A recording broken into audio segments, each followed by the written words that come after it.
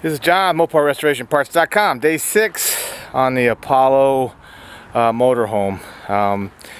So today I'm going to take a look at dropping the gas tanks, which, unfortunately, you're probably going to have to do on every one of these things that's been parked for some time, especially when they have the ethanol, corn-based gasoline crap in it.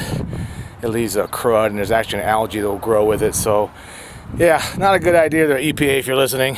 But anyway, take a look around. I put it on blocks to get it up in the air high enough safely.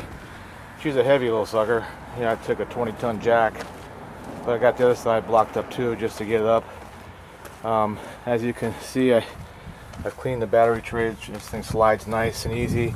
I went by all the locks yesterday and got all the locks functioning properly.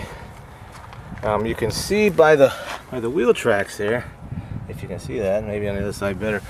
I actually rolled her forward, back and forth yesterday on the with transmission under her own steam.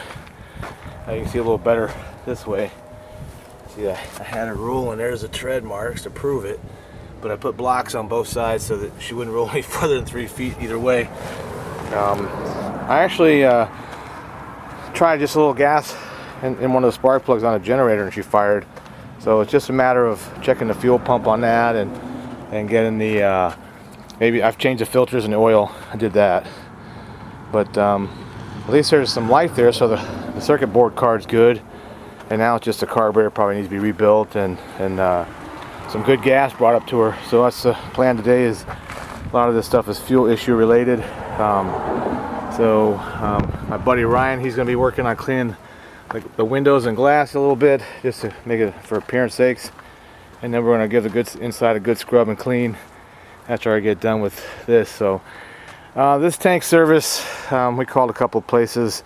It ranges anywhere from $100 to $400. So, and even beyond, I guess, depends on how crazy you want to get with the epoxy coatings on the inside and the painting on the outside, and they rebuild ascending units and all that stuff. So it's just a matter of how much you want to spend, and right now we don't want to spend a whole lot. So I need a couple of bolts and screws to get that covered. Got to cover one of the RVs on the lot here. Was a donor, but they're going to scrap it out, so they donated a lens, so I can get that fixed.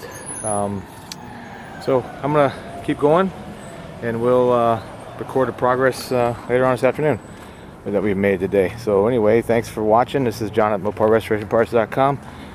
We'll catch you later.